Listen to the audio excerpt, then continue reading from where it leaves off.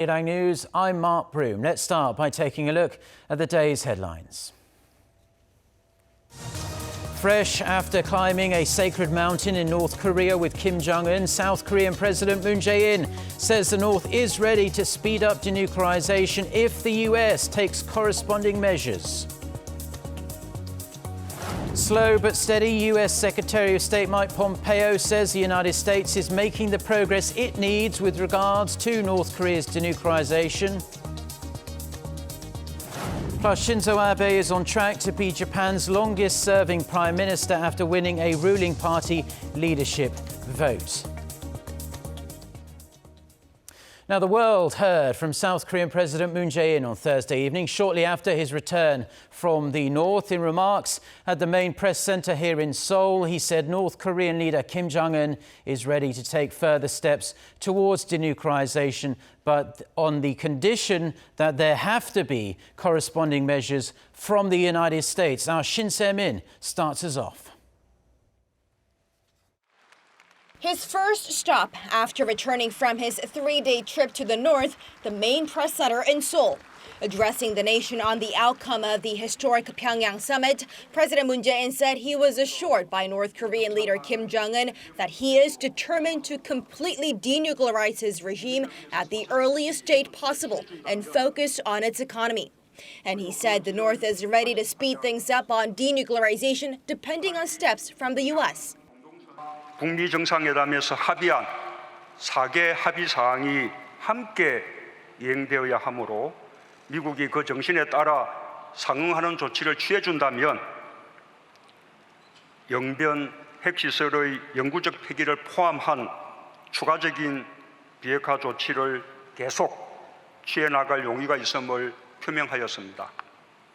And those steps would be determined, said the president, in talks between North Korea's Kim and U.S. President Donald Trump, which he hopes will happen soon. And on the issue of how to put an official end to the Korean War, the president said he and his North Korean counterparts have the same idea. 비핵화의 어떤 구체적인 방안 또는 그에 대한 또 상응 조치 이런 부분들은 기본적으로 북미 간에 논의될 그런 내용입니다.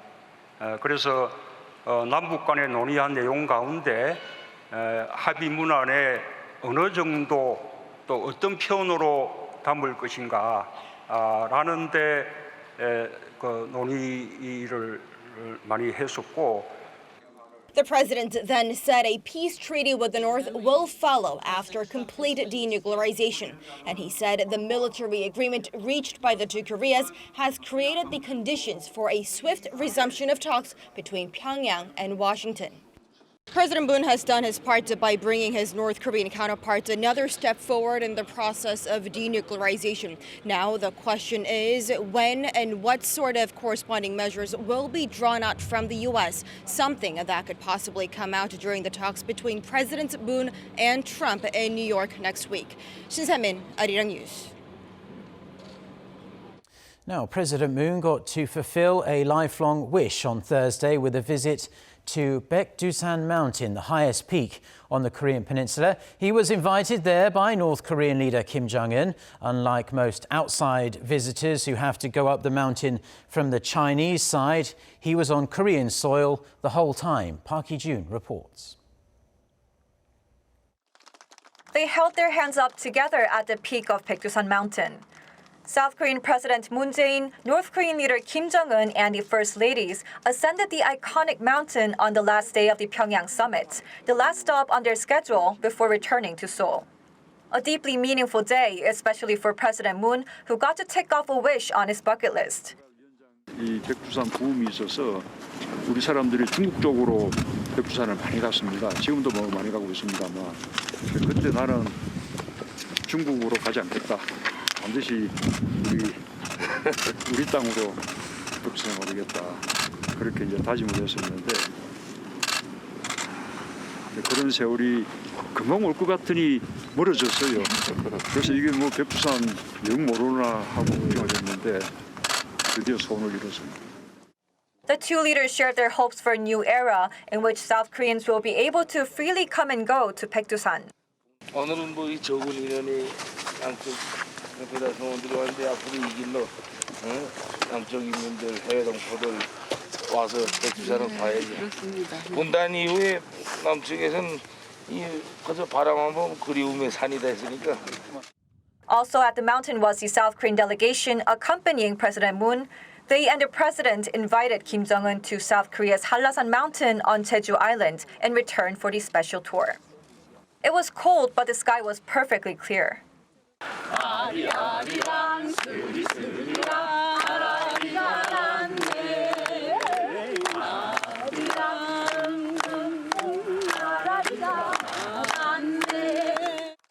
And with their symbolic mountain trek, the leaders of the two Koreas concluded their three-day inter-Korean summit. Park Hee-jun, Arirang News.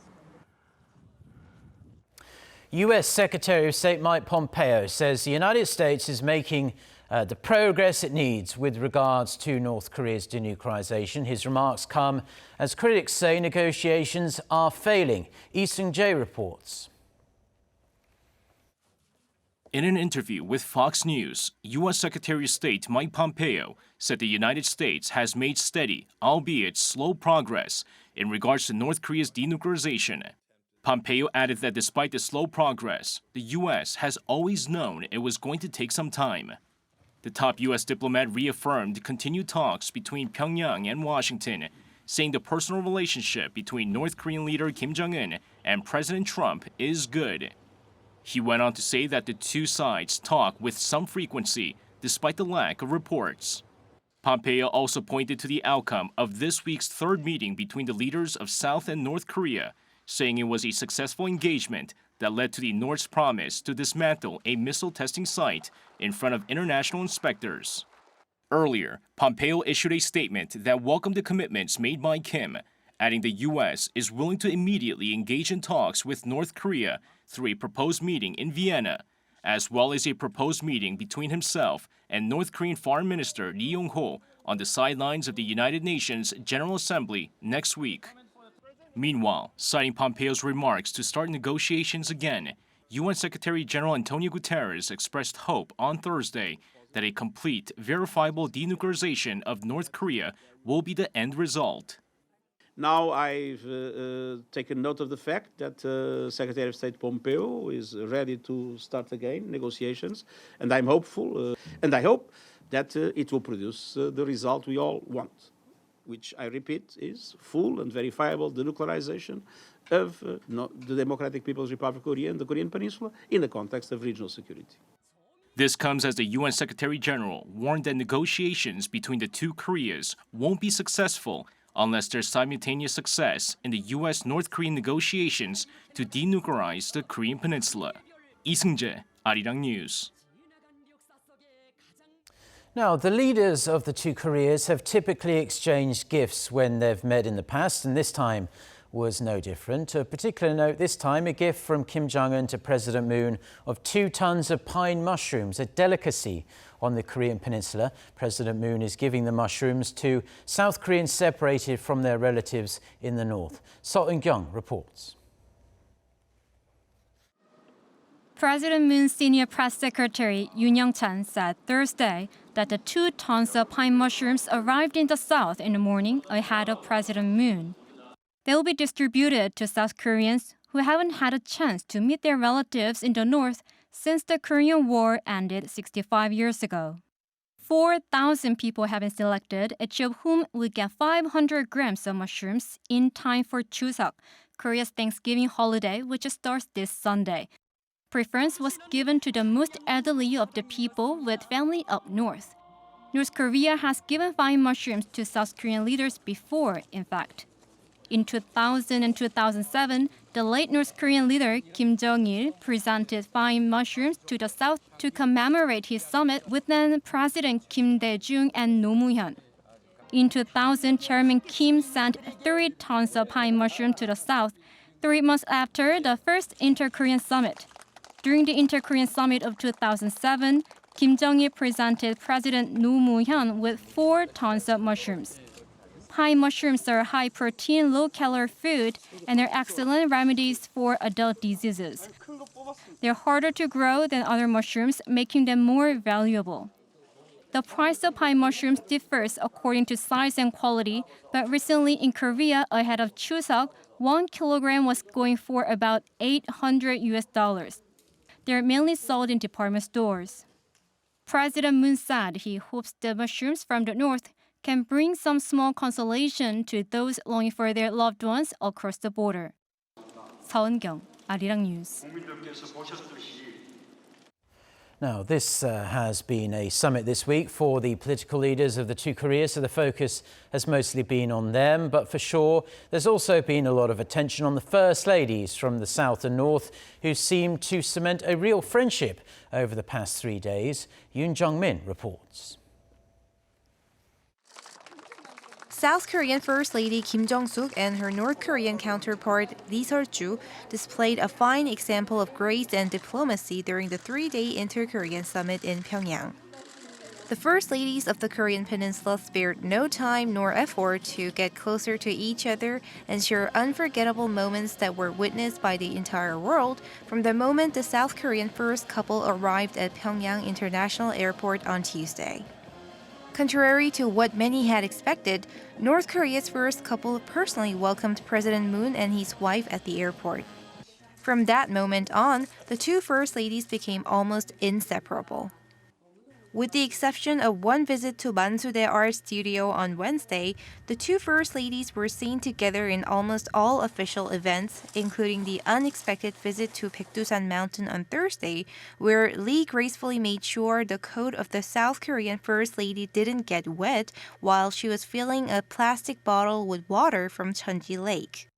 Stemming from the relationship between Kim and Lee, the two Koreas are also envisioning exchanges in the medical and cultural sectors. Moreover, their respective backgrounds in music have served as a springboard to further cement their friendship and secure positive exchanges in the art. Despite a relatively very short time getting to know each other, it certainly seems like the two First Ladies' friendship will continue to grow and their role in maintaining good inter-Korean ties become more crucial than ever. Yoon Jung-min, Arirang News.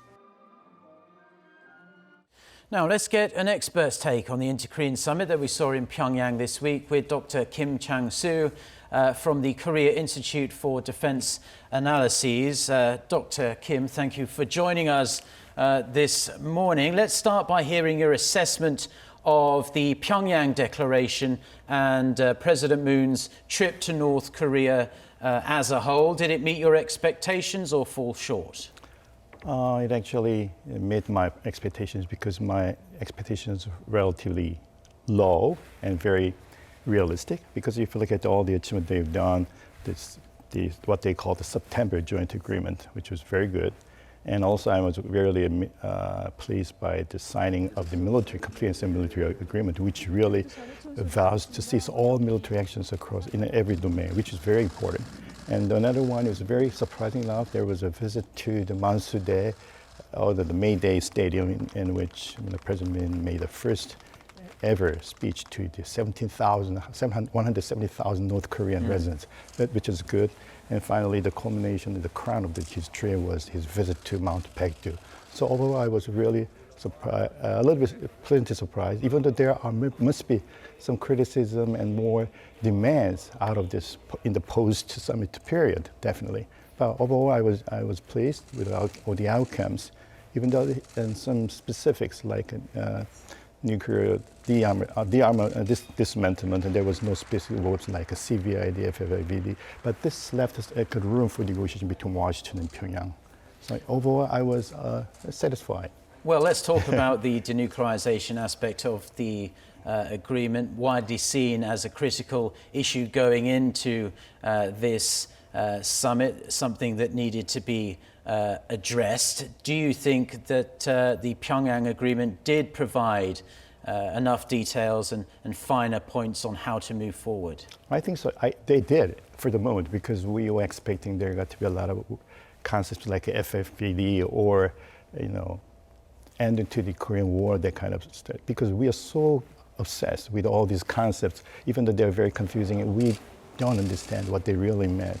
But actually, President Moon made it very clearly.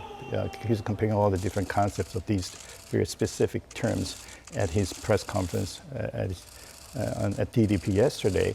But also if you look at the details, they are talking about the Dongchangli and also future possible dismantlement of the Yongbyon facility if there are subject to the additional corresponding measures from the United States.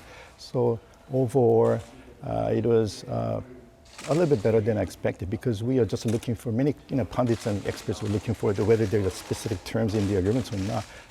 But I don't think that's not that much important.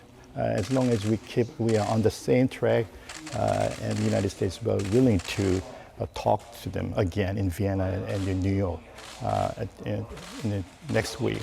I think this is a sign North Korea is ready to talk with the United States and vice versa. I'm sure there have been some exchange of corresponding letters between the two prior to the summit and immediately following the summit meeting.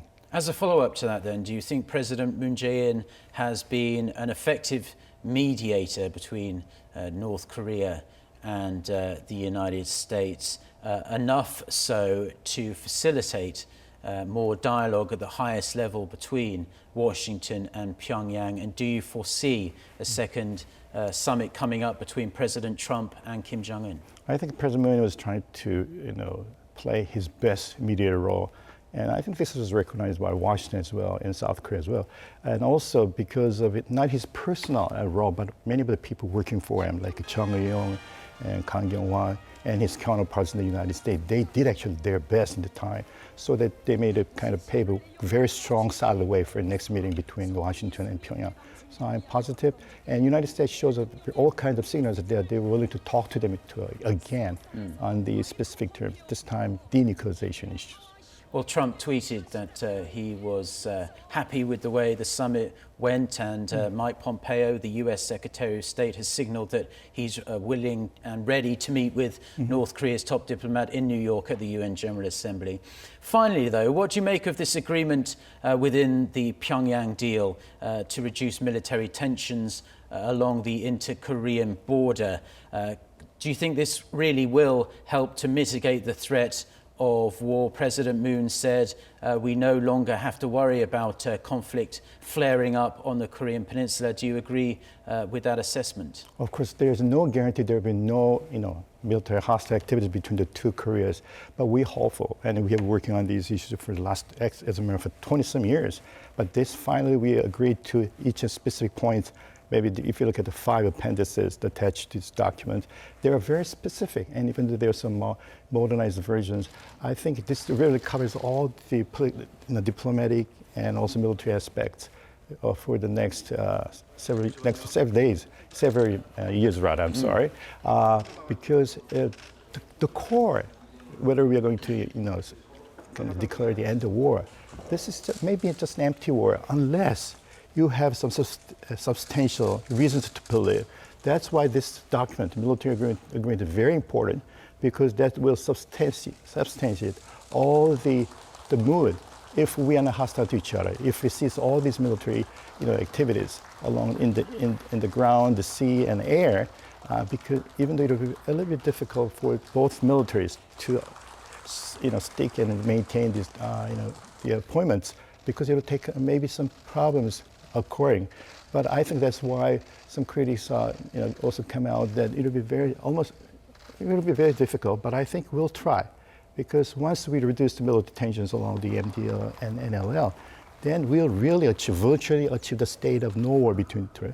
And I said the era of no fear of war rather than no war, because there's no guarantee there might be another military provocation between the two for some unknown reasons.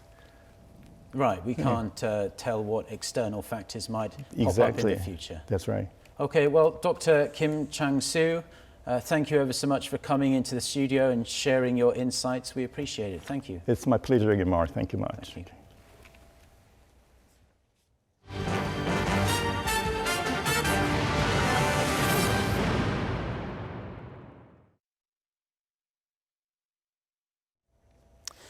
Now, in other news, the OECD has cut South Korea's 2018 growth outlook to 2.7%. The downgrade marks a 0.3 percentage a point cut from its previous outlook in May. The OECD added the nation's growth outlook for 2019 has also been downgraded 0.2 percentage points to 2.8%. The downward adjustment of the economic growth rate is said to be a result of the trade conflict between the US and China, as well as financial instability in emerging nations. Experts say the revision is bigger than expected and a structural response is needed. For 23 months in a row, pretty much 2 years now, producer prices in South Korea have continued to spike, hitting their highest level in 4 years. The Bank of Korea says the production price index, a barometer of future consumer inflation, recorded 105.4 in August, up 3% on year, 0.5% from a month earlier, and is the highest like I said, since around 2014. Agricultural goods, they rose 8.7% on month, driving up overall prices. Prices of industrial goods, electricity and gas edged up 0.1%.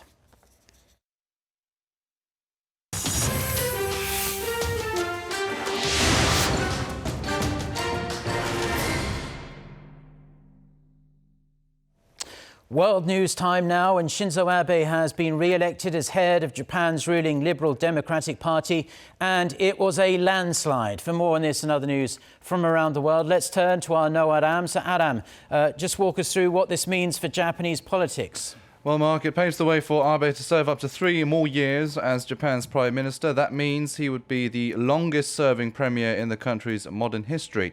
The victory also emboldens Abe to pursue his long-sought revision to Japan's pacifist constitution. While I aim to finally settle Japan's post-war diplomacy, I hope Japan becomes a peaceful and stable nation. And further beyond that, I wish to work together with you all in order to finally revise Japan's constitutions.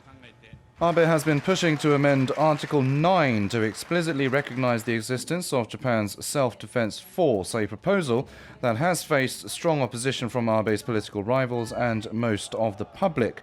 If a revision is voted down in a national referendum, the Prime Minister would likely have to step down. Meanwhile, on North Korea, he said it is now his turn to meet leader Kim Jong-un. Additionally, with the cooperation of the international community, I think that next is my turn to face leader Kim Jong-un to solve the issues related to North Korea, such as nuclear, missiles, and most importantly, abductions.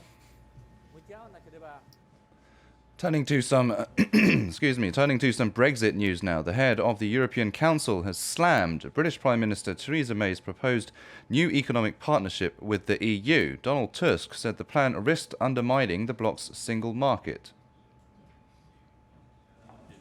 Everybody shared the view that while there are positive elements in the Chequers proposal, the suggested framework for economic cooperation will not work, not least because it risks undermining the single market. The moment of truth for Brexit negotiations will be the October European Council. He was speaking at the end of an EU summit in the Austrian city of Salzburg, where Brexit was high on the agenda. His sentiment was shared by many leaders from the bloc, including German Chancellor Angela Merkel and French President Emmanuel Macron. Prime Minister May, meanwhile, however, remained adamant that Chequers was the only, quote, serious and credible proposition on the table. The US retail giant Walmart is reported to have urged the Trump administration to roll back on its new tariffs on Chinese imports. CNN Money reports that Walmart sent a letter to Trade Representative Robert Lighthizer saying the tariffs would hurt its customers, its suppliers, and the US economy. Despite the plea, the White House pushed forward with the 10% tariffs on $200 billion more of Chinese products, which will take effect next week. The retailer was also joined by other companies such as Apple in trying to persuade Washington against imposing those fresh duties. About 10% of Walmart's sales last year was linked to China.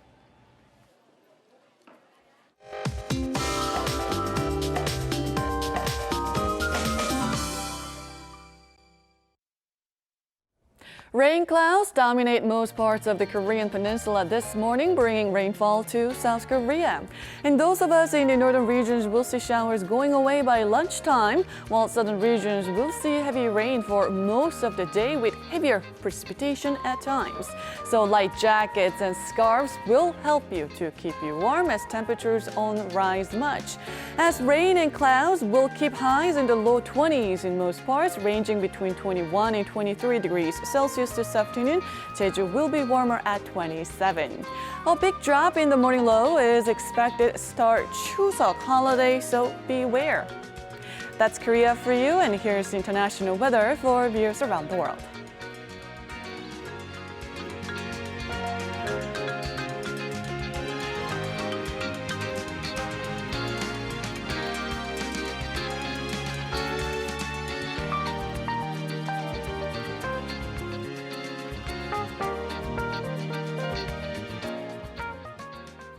Well, that's where we're going to leave it for now on this Friday morning here in Seoul. Do stay tuned to Arirang TV, and we'll have our next newscast coming up at noon Korea time with our very own Lee Ji-yoon. So until then, goodbye.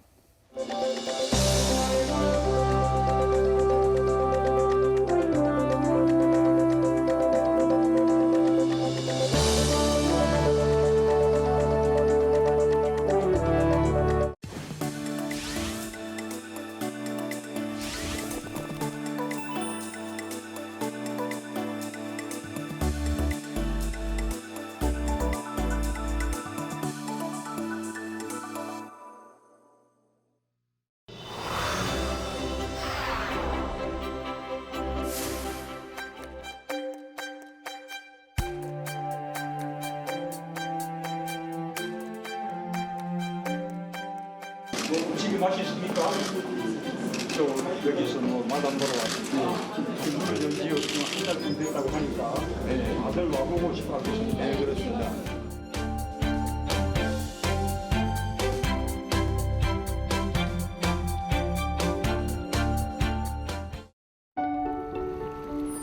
Literally speaking, a piece of poetry brought in by a wave.